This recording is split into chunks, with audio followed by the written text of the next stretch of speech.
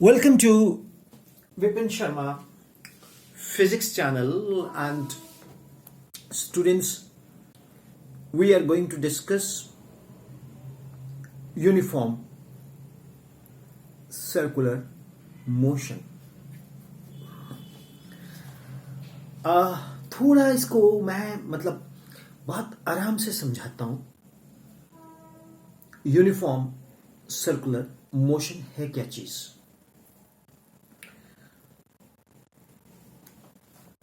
सबसे पहले तो हम बात करते हैं यूनिफॉर्म वेलोसिटी की. इन यूनिफॉर्म वेलोसिटी हम कहते हैं कि जो पार्टिकल है अगर यूनिफॉर्म वेलोसिटी से जा रहा है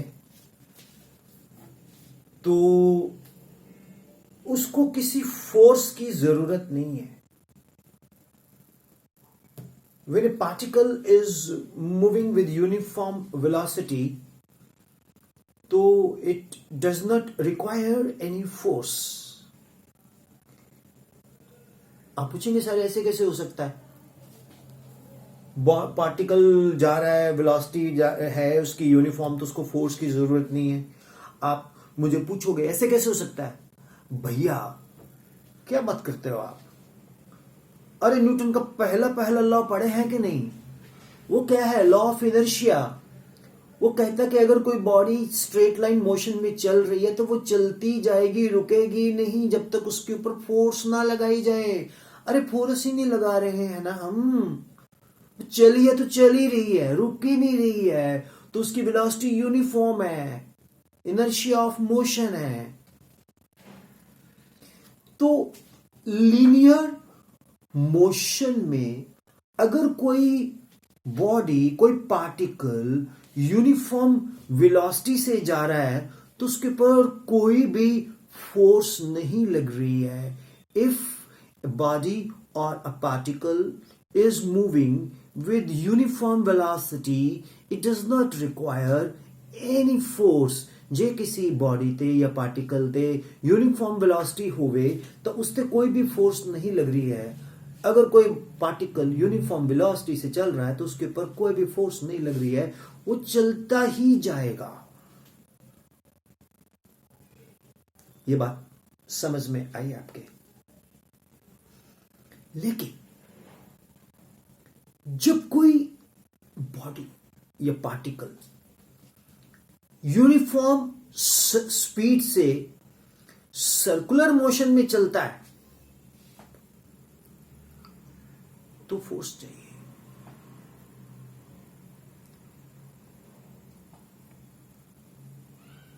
घबरा गए? फोर्स चाहिए तब. जैसे मैं किसी चीज को सर्कुलर मोशन में घुमाता हूं. एक मिनट रुको, मेरे पास ये कुछ ना कुछ मिल ही जाता है. गरीब टीचर, गरीब लेबोरेटरी. ये देखो, ये देख रहे हैं आप? इसको हम घुमा रहे हैं, हालांकि ये यूनिफॉर्म नहीं है तो, लेकिन ये सर्कुलर मोशन है तो इसकी हर जगह ना वेलोसिटी बदल रही है. ठीक है, अब देखो मेरे हाथ के ऊपर एक फोर्स भी लग रही है, करेक्ट? तो अगर मैं किसी भी बॉडी को यूनिफॉर्म सर्कुलर मोशन में रोटेट करता हूं तो उसकी हर जगह वेलोसिटी क्या है? बदलेगी. स्पीड क्या है? सेम है. अगर वेलोसिटी v1 है तो इसका स्पीड v है. अगर इसका वेलोसिटी v2 है यहां तो इसका स्पीड v है. अगर इसका वेलोसिटी v3 है तो इसका स्पीड v है. और इसका अगर वेलोसिटी v4 है तो इसका स्पीड v है. वेलोसिटी को हम मॉडुलस में रखते हैं, स्पीड को विदाउट वेक्टर. आपको पता है मैग्नीट्यूड होता है वो. Is it clear? अब स्टूडेंट्स एक चीज समझो, जो velocities at the point A, B, C, D keep on changing. D पे V1 है, A पे V2 है, देन बी पे v3 एंड सी पे v4 है, ठीक है। तो ये हर जगह वेलोसिटी जो है वो अलग है क्योंकि इसका डायरेक्शन अलग है। जब किसी चीज की डायरेक्शन वेलोसिटी अलग अलग हो तो वो एक्सेलरेटेड मोशन हो जाती है। एक बड़ा फेमस क्वेश्चन है, can you accelerate a particle or a body without increasing its magnitude of speed? Can you accelerate the body without increasing the magnitude of its velocity? आपका आंसर है। अब बोलेंगे यार जो वेलोसिटी का मैग्नीट्यूड नहीं increase कर रहा तो एक्सेलरेशन कैसे इंक्रीज कर सकता है? आप बोल दोगे नो। विपिन सर बोल देंगे yes we can. How? By changing the direction, because velocity is a vector quantity. If its direction is changing so velocity is changing, so it is accelerated. Is it clear students? बोलो यार, is it okay और not? तो इसका मतलब है जब हम किसी बॉडी को एक्सेलरेट कर रहे हैं, भले उसकी स्पीड नहीं इंक्रीज कर रही, सिंपली उसकी डायरेक्शन चेंज कर रहे हैं, तो उसका मास है तो उसके ऊपर क्या लगेगी? फोर्स लगेगी। क्या लगेगी? उसके ऊपर फोर्स लगेगी। वो फोर्स जो बॉडी के ऊपर लगेगी वो एक्ट करेगी टुवर्ड्स द सेंटर। तो हम उसको बोलेंगे कौन सी पिटल फोर्स? Centripetal force. तो इधर फोर्स F1 लगेगी और इधर F2, इधर F3, इधर F4। ये सारी की सारी जो फोर्सेस है it will act towards the centre. तभी देखो ना, जब मैं इसको ऐसे से घुमा रहा था तो मेरे हाथ के ऊपर फोर्स लग रही है। कहां फोर्स लग रही है? मेरे हाथ के ऊपर। ये तो बहुत तेज घुमा रहा हूं, मैं स्लो करता हूं, एक मिनट। ये देखो स्लो, मेरे हाथ के ऊपर फोर्स लग रही है। तो this is called what? Which kind of force? Centripetal force. Centri means what? Towards the centre. Pital means seeking.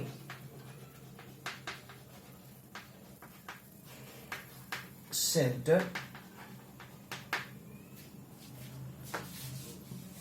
Pital means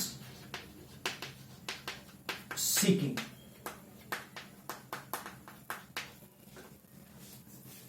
जो सेंटर सीकिंग फोर्स हो, जो सेंटर सीकिंग फोर्स हो, that is called centripetal force. जो centre seeking force हो that is called what? Centripetal force. So centre की तरफ जो जाए फोर्स उसको हम सेंट्रीपिटल फोर्स बोलते हैं। Okay, clear? अब सेंट्रीपिटल फोर्स तो सेंटर की तरफ ही लगेगी acceleration, that is AC। Centre की तरफ ही एक एक्सेलरेशन लगेगी AC। और जो टेंजेंशियल एक्सेलरेशन है अभी अभी हमने निकाला 80। तो इसका मतलब है जो पार्टिकल सर्कुलर मोशन में जा रहा है उसके ऊपर दो एक्सेलरेशन लग रही, एक AC एक AT। और दोनों की दोनों एक्सेलरेशंस क्या है? 90 डिग्री पे।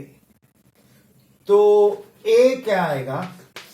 AC square AT square two AC AT cos 90। क्या लगाया मैंने?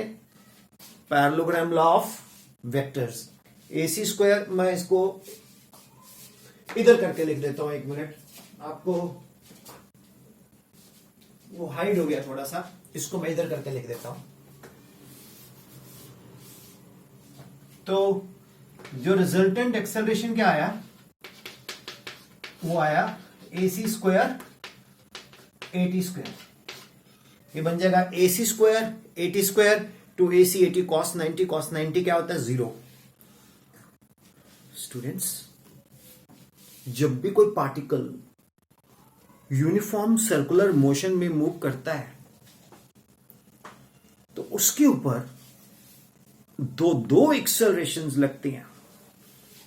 एक तो सेंट्रीपिटल एक्सेलरेशन और दूसरी टेंजेंशियल एक्सेलरेशन, और जो नेट एक्सेलरेशन आती है वो AC square plus AT square आती है।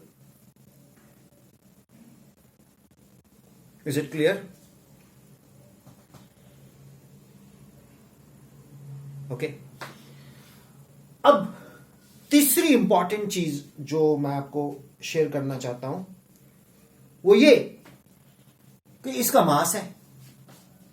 मास है तो मास इंटू एक्सेलरेशन फोर्स। तो एक हमें सेंट्रीपिटल फोर्स मिला Fc, that is equal to MAC। दूसरा टेंजेंशियल फोर्स मिला Ft, that is equal to MAT।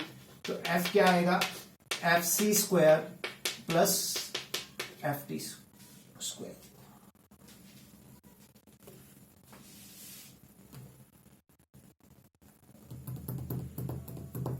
कैसा है? इंटरेस्टिंग? अरे यार, YouTube बहुत कमाल की चीज है। मैं आपको बताऊं, इट्स अ रेवोल्यूशन। यस, मैं कोई बहुत अच्छा टीचर हूं, मैं से नहीं मानता। मैं तो एक ठीक ठाक सा हूं, सीख रहा हूं अभी। मेरे को तो सिखाते हैं लोग, आई एम ए लर्नर। लेकिन एक से एक बड़े से बड़े टीचर मिलते हैं। मैं बहुत विख्यात टीचर को मिला, मैं नाम नहीं लेना चाहता।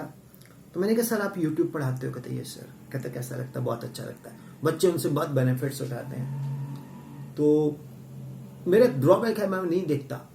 आप मेरा कोई लेक्चर देख लो, किसी से नहीं मिलता जुलता। मैं एक अपनी आइडियोलॉजी से चलता हूं। तो माय डियर चिल्ड्रन, मैंने आपको यूनिफॉर्म सर्कुलर मोशन का पूरा डिटेल्ड एक्सप्लेनेशन जितना आपको चाहिए उतना दे दिया। अब centripetal force is that force which is required to make the body to move into a circular path, पर खाली सेंट्रीपिटल फोर्स अलोन रिस्पॉन्सिबल नहीं है। इस पे दोनों फोर्स चाहिए। कौन कौन सी? Centripetal MAC and tangential MAT। तो ये centripetal FC and tangential FT। FC and FT जब तक दोनों फोर्स नहीं लगेंगी, बॉडी यूनिफॉर्म सर्कुलर मोशन में नहीं जाएगा। मान लीजिए FC 0 हो जाता है तो ये टेंजेंशियल उड़ जाएगा ऊपर। मान लीजिए AT 0 हो जाता है, ये सेंटर की तरफ चला जाएगा।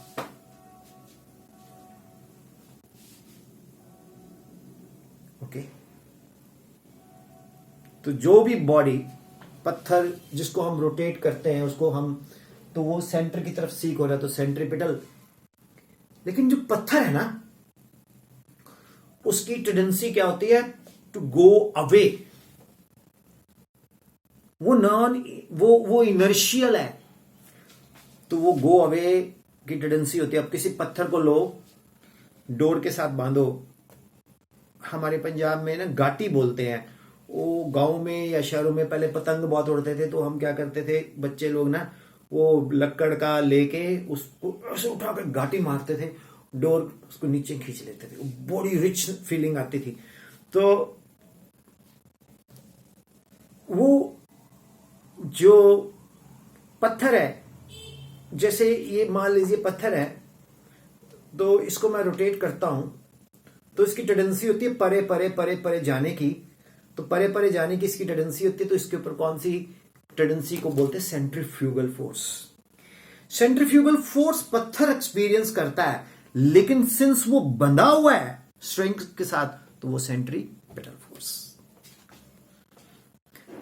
चलो, अब हम जो अगला लेक्चर देंगे उसमें हम एक्सप्रेशन फॉर सेंट्रीपिटल फोर्स निकालेंगे एंड एक्सेलरेशन निकालेंगे तो फोर्स निकालेंगे. ठीक, बहुत इंटरेस्टिंग जाएगा वो भी. Right, hope it is clear.